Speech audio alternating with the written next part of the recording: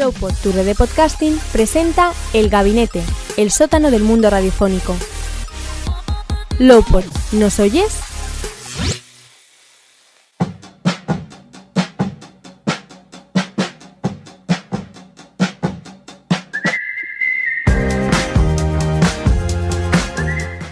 Hola, muy buenas, bienvenidos un día más al sótano del mundo radiofónico.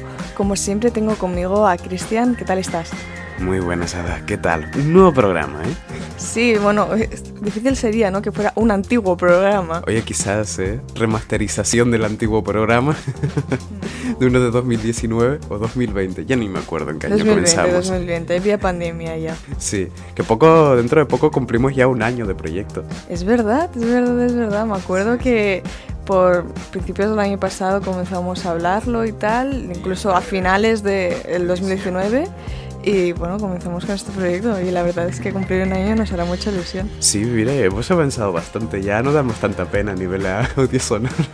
No, sí, yo creo que hemos mejorado bastante, no solo a nivel de equipo y de recursos y tal, sino también de la preparación de contenidos. Antes tardaba muchísimo en prepararme todo y ahora creo que los dos tenemos más soltura en este sentido.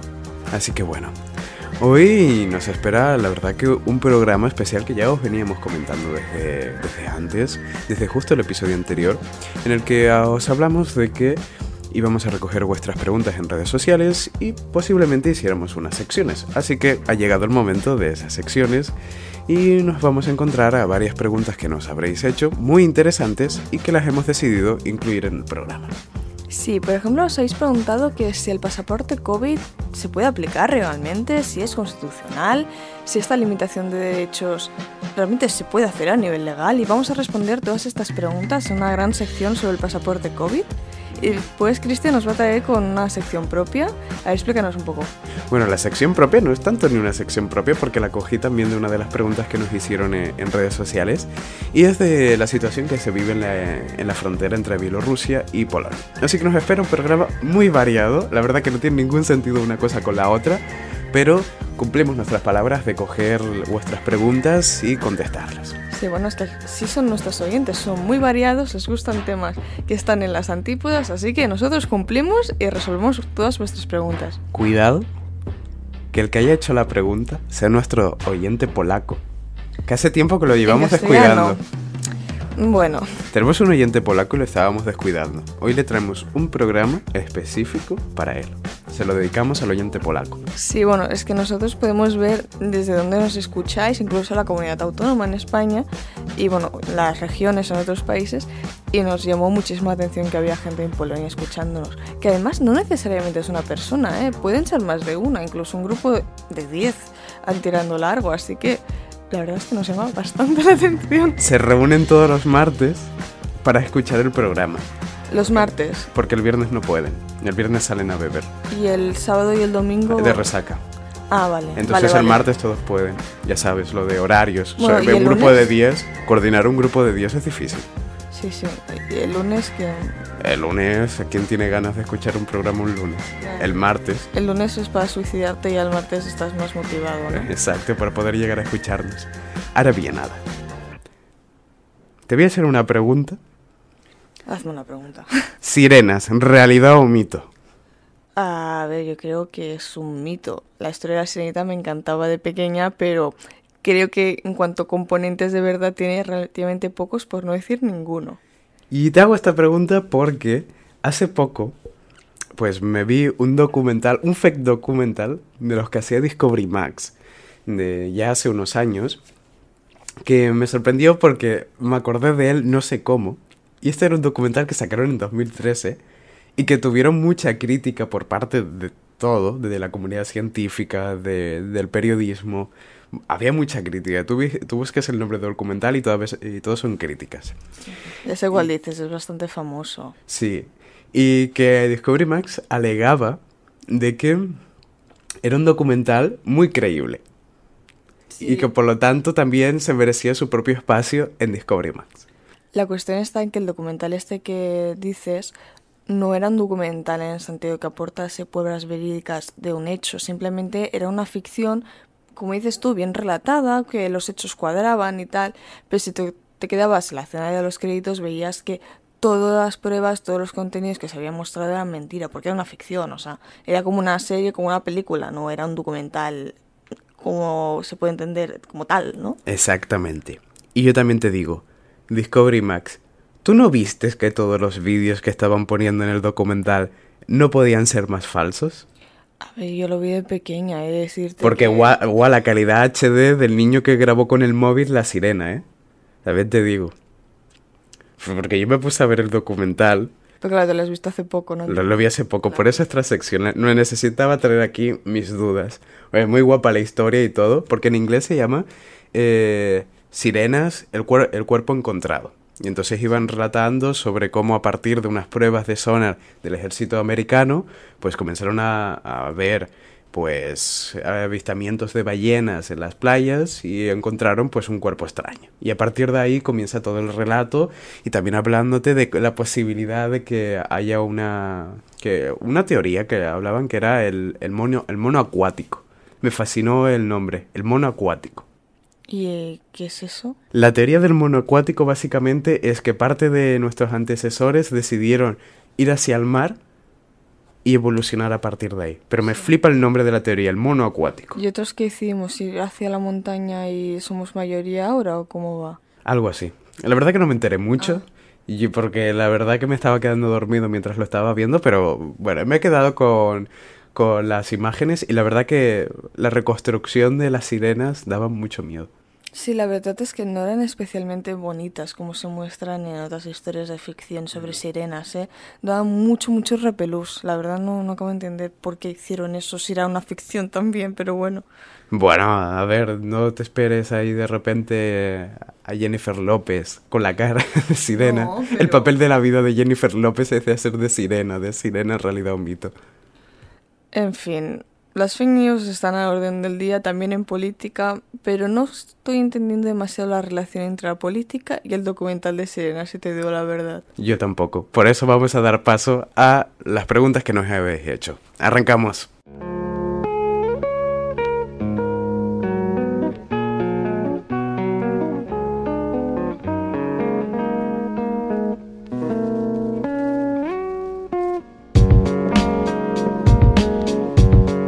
En redes sociales nos habéis preguntado mucho sobre el pasaporte COVID, si es una medida legal, si se puede aplicar, si cuando voy por ejemplo a una discoteca me lo pueden pedir. Y os vamos a hacer un pequeño análisis legal sobre cómo surgió el pasaporte COVID, dónde se puede aplicar, cómo se puede aplicar y hasta cuándo se podría aplicar. Bien, comencemos por el principio. El pasaporte COVID fue una medida presentada por la Unión Europea el pasado verano para permitir que se hicieran viajes libres de COVID, como digo, en el verano de 2021. Así se pretendía salvar la temporada turística del verano, cosa que no se pudo hacer en 2020 por la falta de previsión obvia de la pandemia. Me imagino que esta pregunta la hará pues un chico o una chica muy preocupado por sus discotecas.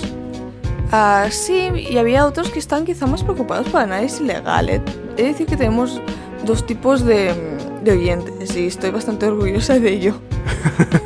el que solo escucha la sección de introducción para escuchar debates sobre la Macedonia, sobre sirenas, realidad o mito, y luego el que se queda escuchando el resto del programa, ¿no? Esos son nuestros dos oyentes. Hombre, a ver, si ponemos el interés por encima de todo, el que nos interesa es el que se queda hasta el final, ¿eh? Cuidado, que me voy a ir currando más la introducción. Sí, hasta que todo el programa sea introducción. Si todo sea debate sobre sirenas, realidad o mito. Y voy a traer a varios aquí que ya han pasado por el programa para discutir de esto. Bien, volviendo al tema del pasaporte COVID, este se puede obtener de diferentes formas. Mediante un test negativo por el COVID-19, mediante la pauta de vacunación completa y ha pasado los días para que se pueda proceder a la inmunización, etc. Es decir, al final lo que si se tiene el pasaporte COVID es una inmunización frente a la COVID. Entonces... Aunque también muy criticado, ¿eh? Sí, y por eso mismo vamos a presentar esta problemática y os vamos a incluso pedir que opinéis mediante redes sociales a ver qué os parece, si se debe aplicar o no. Pero bien, antes de pasar a las críticas, de la conclusión, etc., vamos a hablar un poco más sobre qué consiste exactamente. Y es que pedir el pasaporte COVID es una medida que sí que se puede adoptar en el Estado español o en la Unión Europea en general, porque recordemos que se presentó en el seno de la Unión Europea, no en el seno de un país en concreto. Incluso ahora hay muchos países en el extranjero que tienen más o menos relaciones buenas con la Unión Europea. Se ocurre, por ejemplo, Moldavia o incluso puntos turísticos como Turquía, que también están pidiendo mucho lo de este certificado COVID. Pero recordemos que, claro, el pasaporte COVID es una medida más que se puede aplicar para ayudar a combatir la COVID-19, pero no es la única medida. También se pueden hacer limitaciones en los aforos, principalmente de ocio y restauración. También se pueden aplicar cierres perimetrales, limitación de aforo. Es decir, no es la única medida que podemos aplicar ahora para hacer frente a la COVID en Europa, ¿eh? También te digo, un montón de medidas que ya nos suena como pasado, pero que, por ejemplo, esta semana Austria ya ha impuesto un confinamiento total. Hay una posibilidad de tercera dosis y prácticamente las personas que no se hayan vacunado están totalmente aisladas del mundo austriaco. Sí, haciendo referencia a esto que decías de a los no vacunados, la verdad es que en el primer momento, cuando se presentó pues, la vacunación, no se preveyó que habría gente que no se fuera a vacunar. Y cuando digo que no se preveyó es que no se pensó qué se iba a hacer con ellas, porque se tenía que aplicar esta medida o pensar en la aplicación de esta medida cuando ya representasen un tanto por ciento significativo que pusiera en duda o que pusiera en peligro la inmunidad de grupo. Y ahora, como ya hay bastante gente vacunada y los que no lo están no es porque no les haya llegado el momento, sino porque no han querido, sí que se está pensando en estas medidas de ¿qué hacemos con los no vacunados? ¿Les imponemos indirectamente la vacunación no haciéndolos posible la entrada con en ciertos perdigones lugares? Bueno, es una medida que descarto por ahora. ¿O qué hacemos? ¿Les imponemos la vacunación obligatoria a nivel legal? Bueno, según la OMS, cuando se puede imponer esta vacunación obligatoria, o cuando se debería, es al menos cuando el 85% de la población está en riesgo de poder contraer la COVID por culpa de estos no vacunados. Así que, bueno, ahora es un momento para pensarlo. Bien, pero volviendo otra vez al pasaporte COVID, la medida se aplicó en España a partir de la introducción en Galicia, cuando el Tribunal Supremo pues permitió esta medida para principalmente el ocio y la restauración nocturnos. Es decir, que aquí en España no se ha aplicado para ninguna cosa más, aparte del ocio nocturno. O sea, por ejemplo, recuerdo hace unos meses, en verano, que unos familiares me pidieron que les tramitara el pasaporte COVID y tal, por si querían... Madre mía, la burocracia, ya sí. metiéndote en el mundo del funcionariado. Sí, y no, me pidieron que tramitara pues el pasaporte COVID por si querían ir a un restaurante y no podían y tal. Y la verdad es que no lo he utilizado porque solo se ha aplicado en restauración o ocio nocturno. Y la verdad que no todos los negocios la han aplicado.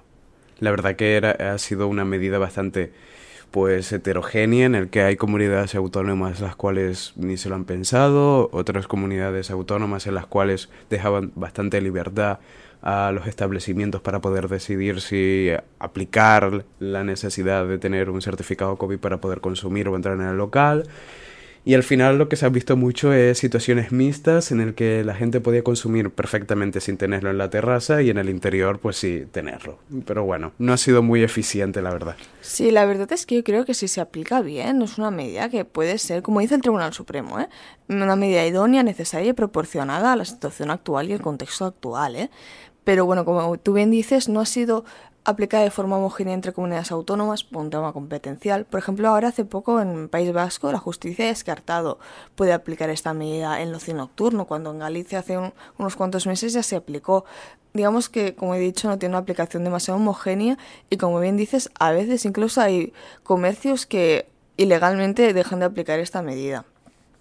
Y entonces, hay muchas personas, sobre todo cuando hicisteis estas preguntas, que nos preguntasteis, pero a ver, ¿esto no vulnera la ley de protección de datos? Porque al final, claro, tú estás exponiendo pues tus datos sanitarios, ¿no? Exacto, y ahí hubo mucha crítica y sobre todo recuerdo en televisión, que normalmente suele ser ese factor que lleva la opinión pública un poco al público general, que estaba criticando este hecho de que mostrar que hayas pasado la enfermedad o que te hayas vacunado es mostrar unos datos privados y que la verdad que se puede coger con pinzas y se puede llegar a obligar a que la gente muestre esos datos médicos. Sí, ahí está, como habéis presentado, el debate. La cuestión está en que hemos de pensar de cómo se muestran estos datos médicos. ¿Son los datos médicos generales? ¿Son solo por una cuestión muy concreta y por una situación muy concreta que es una pandemia? Y la verdad es que sí, es por una situación muy concreta, la pandemia, y además es simplemente mostrar que tú, pues, o bien tienes una prueba negativa del COVID, o has pasado la enfermedad, o bien has accedido a la pauta completa de vacunación. Entonces, tú simplemente lo estás mostrando. Estos datos no se almacenan de ninguna forma. No, cuando tú entras, yo que es una discoteca, no dicen, Cristian Doniz, sí, vacunado, y a otro, pues este no está vacunado. No lo hacen así. Con lo cual sí que es verdad que no vulnera la ley de protección de datos, el pasaporte COVID. Entonces eso es un poco como enseñar el DNI, ¿no? Cuando Sí, de exacto, repente te sí. piden entrar a una discoteca o cualquier cosa y te piden el DNI, es lo mismo, ¿no? Que si verlo y luego no apuntar nada, ya cuenta, ¿no? Sí, exacto. Simplemente es una comprobación de que tú, pues, no vas a ser transmisor del COVID, o al menos en un porcentaje muy alto es posible que no lo seas. Es una medida para asegurar, pues, la limitación de los contagios. También te digo que no sería lógico ahora aplicar el pasaporte COVID a absolutamente todas las actividades. O sea, por ejemplo, que es el colegio, el trabajo, ya que, como he dicho antes, el pasaporte COVID se implementó o se quiso implementar en un principio como una medida para facilitar los viajes seguros entre países, no para ahora pedirlo, que se te vas a tomar un café y también te lo piden, ¿sabes? Y por lo que parece va a seguir siendo así, ¿no? Exacto, Para sí, viajar entre países y quizás en algún tipo de sector de ocio nocturno te lo lleguen a pedir, pero parece más una medida que, al igual que muchas de las demás que se han aplicado, que han quedado como mucho en el pasado, a pesar de que todavía no hayamos pasado la pandemia, pero ahora ya la opinión pública no está tan centrada en ella, ya no importa tanto, ya no vende tantos titulares y un poco también en el aspecto político se legisla en esa línea. Sí, no, claro. La verdad es que hemos de pensar que estas medidas, aunque se están aplicando durante la pandemia, pues sí que han de ser proporcionadas, han de ser idóneas a la situación, pero no pueden perdurar en el tiempo porque eso no tendría sentido. Por ejemplo, en relación a la ley de protección de datos, o sea, tú sí que puedes almacenar datos, por ejemplo, de tus trabajadores, de tus clientes, pero no se hacer más del tiempo necesario. O sea, hay muchas empresas que dicen, bueno, me guardo estos datos porque sí. No, estos datos los vas a destruir porque no tiene sentido almacenarlos eternamente. Eso ¿sabes? es un Facebook, ¿no? Los guardas para luego venderlos. Ya, pues digamos que no es del todo, ya no diré legal, sino moral. En fin, también os habéis preguntado qué relación pues podría tener el pasaporte COVID con trabajadores que han demostrado su certificado de vacunación con la cuota completa para asistir al trabajo y tal. Y es que sí que son temas que están bastante interrelacionados si tenemos en cuenta que aquí tiene relación, por ejemplo, el derecho a la intimidad recogido por la Constitución o el derecho a la vida. Y es que hay mucha gente que dice, no, porque aunque haya una pandemia, aunque haya todo lo que quieras, mi derecho a la intimidad ha de prevalecer por encima de todo. Y no es así. Además, no hubo también bastante crítica porque había un ayuntamiento andaluz que ahora estaba pidiendo para la contratación de una guardería a que los trabajadores tuviesen este certificado COVID. Sí. Y me parece como bastante movilización sindical en aquel pueblo porque era también un elemento de discriminación. Sí, la cuestión está en que, bien, o sea, sí que es verdad que el derecho a la vida, el derecho a la intimidad, pues son derechos bien recogidos en la Constitución y que se han de respetar, pero también puede haber una ponderación de derechos. Y es que el derecho a la vida ha de prevalecer por encima del derecho a la intimidad. Y como habíamos dicho, estos datos simplemente se muestran, no se están ni siquiera recogiendo. Y si tú vas a trabajar a un sitio, es normal, como por ejemplo hemos visto en alguna empresa estas últimas semanas, que se separen los trabajadores vacunados y los no vacunados, por cuestiones de seguridad, por cuestiones de derecho a la vida. Y quizá la intimidad y pues otras cuestiones, otros derechos, pues pueden quedar relegados en un segundo plano por simplemente esta cuestión y no pasa nada, porque ha de haber una ponderación de derechos. Si no, si cada vez que dos derechos entran en confrontación hemos de simplemente no hacer nada, es que no hay una salida social posible en medio de una pandemia a esto. La solución perfecta. Cuando hay un problema, no hagas nada. Quizás se resuelve. No, claro, es que además tampoco podemos decir, no, es que hay derechos que en cualquier situación siempre van a estar por encima del otro. Bueno, se debe mirar el contexto, se debe mirar las circunstancias y entonces decidir. Y entonces lo que está diciendo pues en este caso, el derecho a la intimidad queda relegado al derecho a la vida. Porque obviamente es mejor vivir que no que se muestren tus datos de vacunación, ¿no? Eso es una pregunta muy difícil, Ada, la verdad. Sí. Organicemos otra tabla de debate. Sí, además, en relación a lo que hablaba antes, que es, por ejemplo, trabajadores que les piden el certificado de vacunación, o les piden la pauta completa, les piden una prueba PCR negativa. La verdad es que también se debe respetar la ley de prevención de riesgos laborales, es decir, la vigilancia de la salud es una obligación por parte del empresario o de la empresa en su conjunto, y lo que no se puede dejar es decir, bueno, si hay una pandemia, hay trabajadores que no están vacunados y no vamos a hacer nada con ellos, porque entonces lo que estás haciendo es no respetar el derecho a la vida, el derecho a la protección por parte de los que sí que están vacunados y los que sí que no se quieren contagiar. Entonces, básicamente, también nos encontramos en una situación en la que la legislación actual para todo el tema de la pandemia sigue yendo muy a la cola. Sí, la verdad es que, como juristas de reconocida competencia afirman, resulta muy sorprendente que a estas alturas de la pandemia aún no se haya creado una legislación ad hoc para la pandemia, es decir, una legislación que tenga en cuenta las circunstancias propias de la pandemia para regular ciertos aspectos, como por ejemplo los cierres perimetrales o el pasaporte COVID, como puede ser una medida, o la restauración a su limitación de ciertas horas, de cierto aforo, de lo que sea. Es decir, al final estamos utilizando mecanismos que están previstos por una legislación anterior, pero que no tenía en cuenta que una pandemia sí podía suceder y que se puede alargar tanto y tanto en diferentes fases a lo largo del tiempo. Y al final nos encontramos en situaciones como la del Tribunal Constitucional tumbando el primer estado de emergencia y... de alarma, sí. el primer estado de alarma, y me parece que también el segundo. Sí, el segundo, ahora hay que decir que no recuerdo si lo ha tumbado, pero si no lo ha tumbado, lo va a tumbar. Más que nada porque no se utilizó el mecanismo jurídico adecuado. Ya lo hablamos en un podcast anterior, si queréis revisarlo. La verdad es que creo que aún es bastante actualidad el tema. Pero la cuestión es que con un estado de alarma tú lo que puedes es limitar derechos fundamentales. Pues que hubo derechos fundamentales o derechos en general que no es que se vieran limitados, es que se vieron suspendidos. Y esto con un estado de alarma no lo puedes hacer. Con lo cual, si no se ha utilizado el mecanismo jurídico adecuado, pues el Tribunal Constitucional que dice, pues mira, el gobierno aplicó una medida que no era constitucional.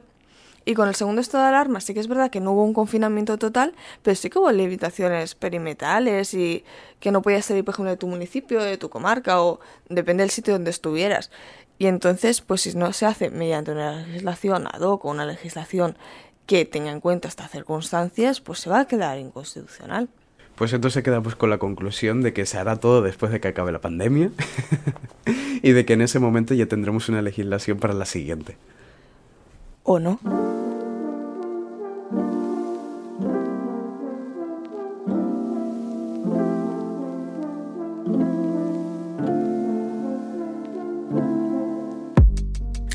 Continuamos con otra de las preguntas que nos hicieron uno de nuestros oyentes, concretamente una oyente.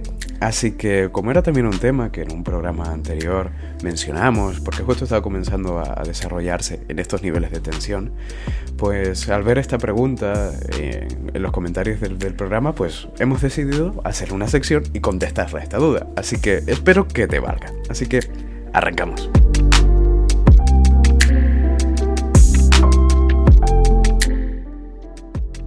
¿Qué está pasando en la frontera de Polonia? Básicamente, en las últimas semanas ha habido un claro incremento de la tensión en la frontera entre Polonia y Bielorrusia, debido a una crisis migratoria, en la que se acaban de encontrar más de 1.000 inmigrantes en los bosques que separan ambos países, en una situación casi de tierra de nadie.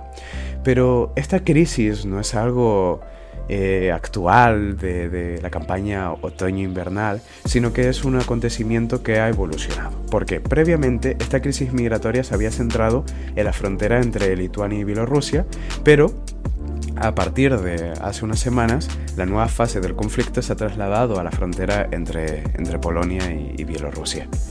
Y entonces nos encontramos en una situación de alta tensión entre ambos países, sobre todo porque Polonia ha tenido una reacción muy de militarizar la frontera para intentar evitar que cualquier inmigrante llegue a pasar la frontera. Y bueno, Bielorrusia, digamos que ha estado encaminando a estos migrantes provenientes principalmente de Oriente Medio, aunque también hay de otros países como África o Asia Central, y bueno, los están llevando hacia la frontera polaca para que accedan a la Unión Europea. Pero en relación a los medios de comunicación, has dicho que este conflicto pues empezó ya no hace unas semanas, sino hace bastante más. Y en realidad, si tú ves la televisión, oyes la radio o sigues algún medio de comunicación digital, puedes ver que la cobertura de este conflicto o de esta problemática, si lo quieres entender así, solo se ha hecho a partir de las últimas semanas. Todo lo otro parecía que no existía. ¿Cómo puede ser? Creo que también por la intensidad del conflicto. Es cierto que se estaba llevando a cabo desde primavera, pero se estaba llevando a cabo sobre todo entre un país que normalmente no solemos escuchar mucho dentro del seno de la Unión Europea, como es Lituania, y la verdad que la intensidad de la llegada de estos inmigrantes no era mucha. Aún así, el Ministerio de Exterior de Lituania se estaba quejando mucho sobre esta situación, pero es a raíz de la transformación del conflicto a que ha logrado unas dimensiones mucho mayores, sobre todo con el número de migrantes que han intentado pasar y sobre todo por la reacción que ha tenido Polonia. Y esto creo que es la clave principal que ha hecho que el conflicto se haya vuelto mucho más mediático, porque Lituania en un primer momento, pues tras el paso de estas personas por las fronteras y la llegada a la Unión Europea, los han acogido. En cambio, Polonia ha mantenido una clara línea dura con una militarización de la frontera, ha aplicado el estado de emergencia en el país y la verdad que están llevando a cabo un discurso muy militar con un claro lema que es nadie va a pasar. Y la verdad, pues que nadie está pasando. Incluso están habiendo muchos enfrentamientos entre inmigrantes y policía antidisturbios polaca que está en la frontera y ahí van.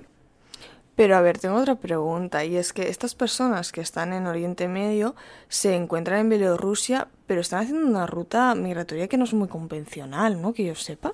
La verdad que no es muy convencional, no es una ruta natural pensar que gente de Oriente Medio de repente va a aparecer en Bielorrusia. Sería como más comprensible la ruta que se hace por el Mediterráneo o por Turquía. Pero no es una ruta artificial, es una ruta natural, tiene hasta su nombre, es la ruta del coyote. La verdad que era un buen nombre. ¿Y el nombre se debe a...? Bueno, principalmente a que estás yendo por bosques, ¿sabes? Vale. La verdad no es tan similar. Porque la ruta del bosque no era un nombre factible. No, la verdad que da miedo, ¿no? Voy a hacer la ruta del coyote. Pero aún así es una ruta mucho más segura que la que se hace por el Mediterráneo o la que se hace por Turquía. Pero lo sospechoso es que el año pasado, en 2020 y en 2021, pues haya crecido por 50. Esto es lo realmente sospechoso.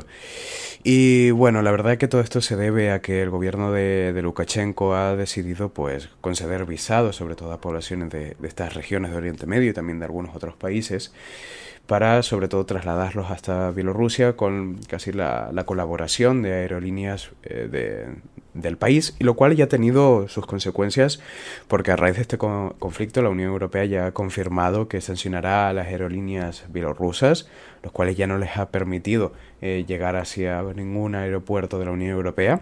Y también se está planteando sancionar hacia otras aerolíneas que estaban haciendo este tránsito, aunque es menos entendible debido a que estamos hablando de aerolíneas que están transportando a gente que contaba con visado. Y estamos hablando sobre todo de aerolíneas de países como Turquía, de la Turkish Aerofly y de Aeroflot. Estamos hablando de las dos principales aerolíneas de Turquía y de Rusia. Por lo tanto, la verdad que la polémica siempre está servida. Pero entonces, ¿cuál es la razón de fondo de todo esto? La verdad que es una muy buena pregunta, porque si vemos los datos, si años pasados solamente hacían esta ruta una decena de personas, ¿cuál es la razón para que de repente este año la estén llevando a cabo 1000 personas? ¿Por qué Lukashenko querría conceder estos visados? Pues sencillamente todo comienza a partir de las elecciones presidenciales del 2020, en las cuales hubo mucho humo de fraude. Y la verdad que hubo grandes protestas en contra de los resultados de las elecciones, las cuales fueron reprimidas por parte del gobierno de Lukashenko, y la Unión Europea actuó en base a sancionar a Bielorrusia, y sobre todo no reconocer la legitimidad de estas elecciones. Por lo tanto, podemos ver que esta crisis migratoria responde sobre todo a dos factores. El primero de ellos es una demostración de fuerza por parte de Bielorrusia como venganza del no reconocimiento de su legitimidad y sobre todo del apoyo a la oposición bielorrusia. Y bueno, la verdad es que también si nos fijamos cuáles son los países que han sufrido esta crisis migratoria, en primer lugar Lituania y en segundo lugar Polonia, hay también una razón de fondo. Y es que Polonia y Lituania son los dos principales países que han estado financiando y acogiendo a los principales opositores de Bielorrusia. Por lo tanto, estas acciones muy enfocadas hacia estos dos países tienen una clara lógica de equilibrios de poder entre ambos países.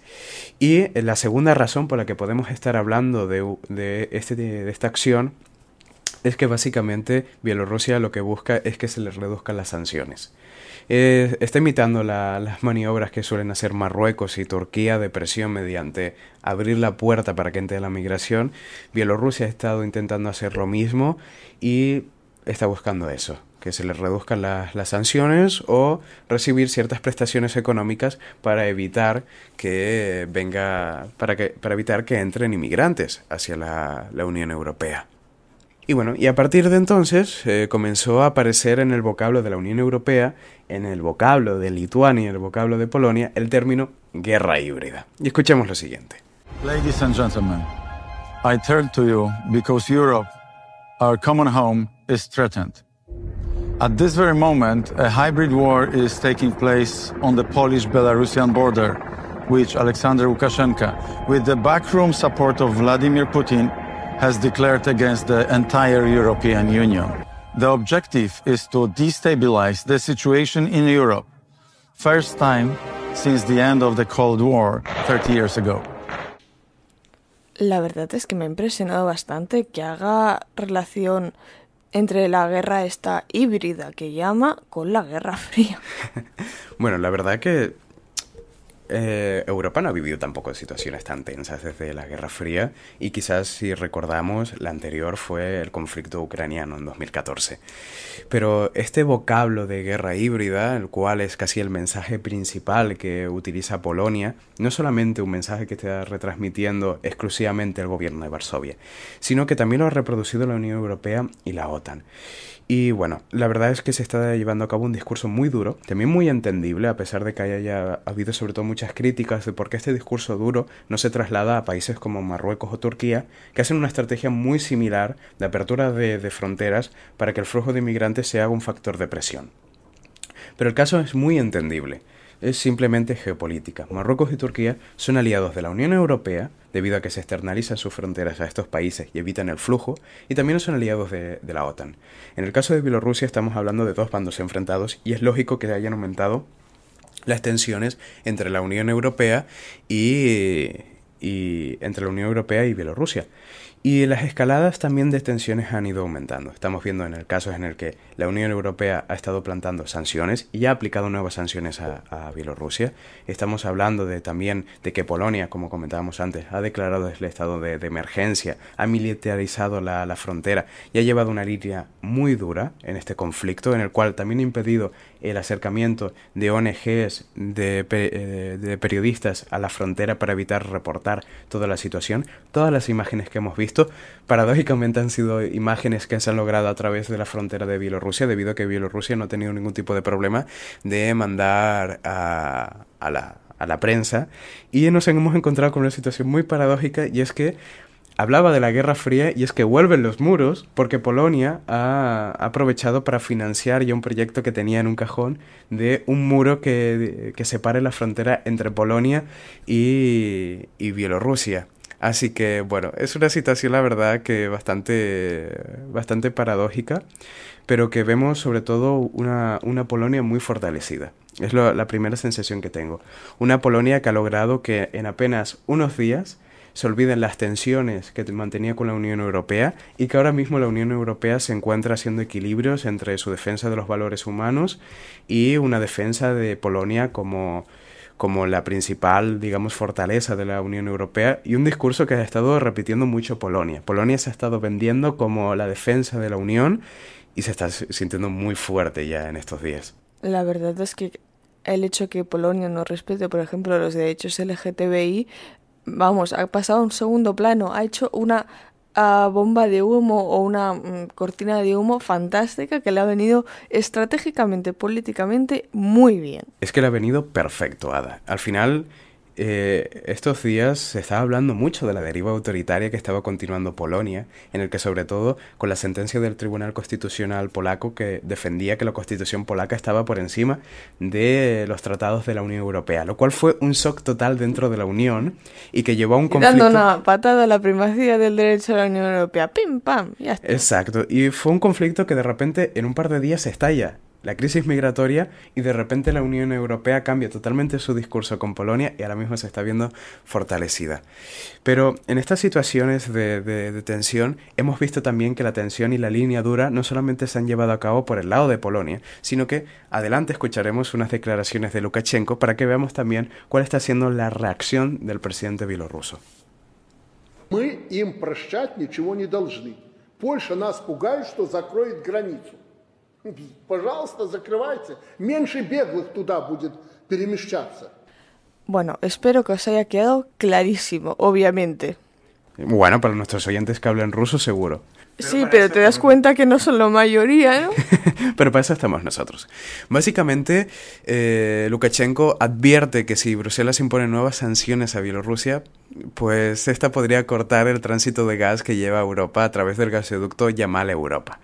Y bueno, y hace como una recomendación de que a los líderes polacos y lituanos y otras personas sin cabeza, pues piensen antes de hablar. Lógicamente, esta es una amenaza con mucho fundamento debido a que también nos encontramos en una situación de crisis energética en las cuales va a venir un invierno muy frío y que los principales afectados debido a esta situación de poca energía precisamente son los países de la Unión Europea, Alemania y Polonia, que son los principales clientes del paso de este gasoducto. Así que es una amenaza con mucho fundamento que también muestra este pulso de poder. Pero vemos el siguiente mensaje de Vladimir Putin que, digamos, no le ha agradado mucho estos comentarios de que se le corte el tránsito del gas que manda Rusia a la Unión Europea. Я, честно говоря, об этом первый раз слышу, потому что вот я дважды разговаривал с Александром Григорьевичем за последнее время. Он мне ни разу об этом не сказал, даже не намекнул. Но он может, наверное. Otra vez, clarísimo. Espero que ya lo habéis entendido todo. Adiós. Para eso estamos nosotros, Ada. Básicamente, Putin lo que señala es que si Lukashenko decidiera, qué difícil esta palabra, cortar los suministros de gas a Europa, incurriría básicamente una violación del tratado comercial que mantiene Rusia con la Unión Europea. Y digamos que no se lo recomienda mucho, también sobre todo porque actualmente tras las sanciones de la Unión Europea, el principal socio comercial que tiene Bielorrusia es Rusia. Y digamos que tiene un trato muy a favor de que muchas veces Rusia vende, pues digamos, gas y crudo a unos precios mucho más baratos a Bielorrusia para que ésta los puede vender a precios competitivos. Pero bueno, básicamente vemos a una Bielorrusia que quiere mantener un pulso de poder contra la Unión Europea, en el que se ve un poco, digamos, como el hermano mayor recriminando Rusia a Bielorrusia estas acciones, pero aún así Bielorrusia ha sido capaz de lograr que se cumpliese a medias esta amenaza, debido a que misteriosamente después de unos días de hacer esta amenaza, justo hubo un problema técnico en el gasoducto Yamal y no pudo circular las cantidades prometidas hasta la Unión Europea. Por lo tanto, Buen problema técnico, de verdad. No sé. Esperemos, ¿no? Las amenazas de los bielorrusos se cumplen. Sí. Las recomendaciones en forma de amenaza también, ¿eh? Pero al final lo que estamos viendo es eso, estamos viendo un conflicto que se ha internacionalizado mucho, al final también muy entendible debido a que estamos hablando de una región muy tensa. Y es que, a pesar de que no nos lo parezca, la zona del este de Europa es una región muy marcada sobre todo por las confrontaciones entre la OTAN y Rusia. Rusia ha sido históricamente un país que ha desarrollado una política exterior muy marcada en tener estados tapón, es decir, mantener los enemigos muy alejados de las puertas. Y cuando esta situación no se da, Rusia reacciona, como fue el caso de Ucrania. Ucrania estaba en su Maidán, lo cual iba a derivar en una inclusión de la Unión a la Unión Europea, y Rusia reaccionó de la forma que reaccionó anexionándose a a Crimea. Y en el caso del conflicto estamos también viendo que en los Balcanes, frontera con Rusia, está la OTAN. Por lo tanto, es un enfrentamiento entre equilibrios de poder entre las posiciones rusas y las posiciones de la OTAN. Y bueno, en esta internalización del conflicto estamos viendo también cómo Alemania, que es el país de la Unión Europea que mantiene una política exterior mucho más independiente y que mantiene buenas relaciones con Bielorrusia y con Rusia, pues ha intermediado en el conflicto, también pidiendo a Rusia pues que también interceda y que favorezca a resolver esta crisis migratoria. Y aquí es el punto en el que quiero llegar, Ada. ¿Quiénes son los vencedores y quiénes son los perdedores de este conflicto? Y te diría que está muy claro quiénes son los vencedores y quiénes son los perdedores del mismo. A ver, dímelo. Aunque parezca paradójico, Polonia y Bielorrusia son los mayores ganadores de este conflicto. Y digo que parece paradójico porque son los dos bandos enfrentados, y en un conflicto normalmente solemos hablar de vencidos y vencedores. Sí, pero también es lo que decías, ¿no? Que el conflicto se ha internacionalizado, ya no solo han visto afectado pues por la ola migratoria, sino que se han tenido en cuenta muchas más cosas, como por ejemplo la crisis energética. Exactamente. Polonia, porque es uno de los ganadores de este conflicto. Por lo que comentábamos antes, Polonia ha reforzado su posición tanto interna en el país como dentro del seno de la Unión Europea. Ya nadie cuestiona de momento que Polonia haya realizado su deriva autoritaria. Ya nadie lo cuestiona. Ahora Polonia se encuentra en una situación de poder dentro de la Unión, defendiéndose como casi el guardián de las puertas de la Unión Europea, la frontera que mantiene Polonia con los enemigos rusos. Este es el discurso que ha estado manteniendo Polonia, y ya nadie hay quien le tosa dentro de la Unión de momento. El caso de Bielorrusia. ¿Por qué Bielorrusia también es la ganadora de este conflicto? Principalmente porque Bielorrusia era consciente de que iba a también sufrir más sanciones por desarrollar esta crisis migratoria, estos mecanismos de presión. Pero lo que ha logrado es que mediante la intermediación de Alemania se pongan sobre el tablero cuestiones que hasta hace unos meses nos parecerían pues imposibles. Se están poniendo en el tablero gracias a Alemania, a conversaciones que está manteniendo Merkel con Lukashenko. Se ha puesto sobre la mesa la posibilidad de quitar todas las sanciones a Bielorrusia, la posibilidad de o bien rebajarlas y darle unas prestaciones económicas para que ponga fin a la crisis migratoria, y lo que me parece como lo que ha logrado, el mayor éxito que ha logrado Bielorrusia con esta presión, es que se vuelva a poner sobre la mesa que la Unión Europea reconozca a Lukashenko como presidente legítimo de Bielorrusia. Que también te digo, de facto ya la estás reconociendo porque si estás negociando con Lukashenko, pero bueno, las ambigüedades de la Unión Europea de no reconocer a un líder, de repente seguir negociando con él. Así que Bielorrusia está logrando esto. Bielorrusia está logrando de que se comience a negociar y debatir la posibilidad de que se le quiten todas las sanciones y que se le vuelva a reconocer como miembro, que se le vuelva a reconocer como un gobierno legítimo. Y el tercer vencedor, que yo creo que este es el que muy pocas personas lo están comentando, es Rusia. Porque a pesar de que Bielorrusia nos parezca un país que siempre ha estado muy al costado de Rusia, nunca ha sido así. Bielorrusia ha sido siempre un país que ha ido muy a caballo entre las relaciones con la Unión Europea y las relaciones con Rusia. Mantenía muy buenas relaciones con la Unión Europea y comerciaba perfectamente con estos países. Polonia y Bielorrusia son países que comercian un montón. Y durante esta crisis migratoria es cierto que se está amenazando con reducir este flujo comercial. Y también estas relaciones, digamos, de a dos caballos se debe a que Lukashenko y Putin no mantienen muy buenas relaciones. Digamos que es una relación difícil. Lukashenko se suele referir a Putin como su hermano mayor, pero bueno, como en todas relaciones de hermanos suelen haber fricciones. Y un ejemplo claro de esto es que en las elecciones presidenciales de 2020, Lukashenko no solo decía que la Unión Europea iba a destabilizar al país, sino que también decía que Rusia podía destabilizar al país. Así que vemos estas posiciones. Pero con las sanciones de la Unión Europea, Bielorrusia se ha acercado más a Rusia y se han activado el Tratado de la Unión. Que esto es para muy a los fans, en lo que solemos decir muy café para cafetero, sí, pero en la Constitución bielorrusa hay un mecanismo en el cual permite reunificar Bielorrusia y Rusia. Y a partir de estas sanciones, Bielorrusia ha visto que el principal socio comercial y el principal socio internacional que tiene es Rusia y se ha ido acercando. Y ya se han comenzado a reactivar los trámites para esta unificación de ambos países. Y es más, el ejército bielorruso y el ejército ruso están coordinados. Ya es prácticamente el mismo ejército y se ha abierto un espacio económico común. Y la unificación política y territorial se hará de aquí a unos años. Por lo tanto, a Rusia le beneficia esta polarización porque un país el cual está en una situación a dos caballos entre la Unión Europea y ellos, de repente se va a unificar, se está acercando mucho. Y entonces aquí hablo de quién es el claro perdedor. El claro perdedor es la Unión Europea.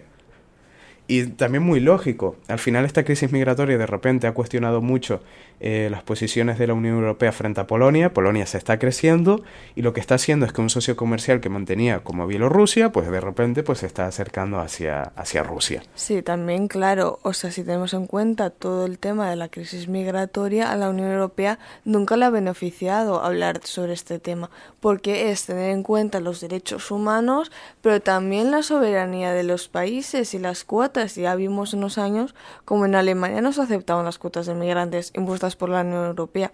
De eso es un tema que ya de por sí no le gusta demasiado hablar y que no lo pone en demasiada buena consideración. Sí, la Unión Europea hace muchos equilibrios entre la defensa de sus intereses, de los intereses de sus países y la defensa sobre todo también de sus valores humanitarios. Por lo tanto, el claro perdedor de este conflicto es la Unión Europea. Que bien sea porque está reforzando a un rival interno como es Polonia, y bien porque sobre todo está reforzando a un rival externo como es Rusia. Así que, lógicamente, estamos hablando de que los vencedores de este conflicto, de momento, siempre estamos hablando de momento, son Polonia, Bielorrusia y Rusia, y el claro perdedor es la Unión Europea. Así que espero que te haya gustado la sección, Ada, y esperamos que a nuestro oyente que le haya gustado la respuesta. Te hemos detallado enormemente lo que está pasando en Polonia, te estamos hablando de quiénes han sido los vencedores y los perdedores de este conflicto que se ha internacionalizado y que ya no estamos hablando de una simple crisis migratoria, sino que estamos también hablando entre equilibrios de poder entre la Unión Europea, la OTAN y Rusia. Así que bueno, espero que te haya gustado. Sí, la verdad es que creo que no vas a poder tener más preguntas en relación a esto, por al menos en un tiempo. Sí, quizás haya más novedades dentro de poco, pero bueno, eso ya lo iremos comentando en nuestras redes sociales.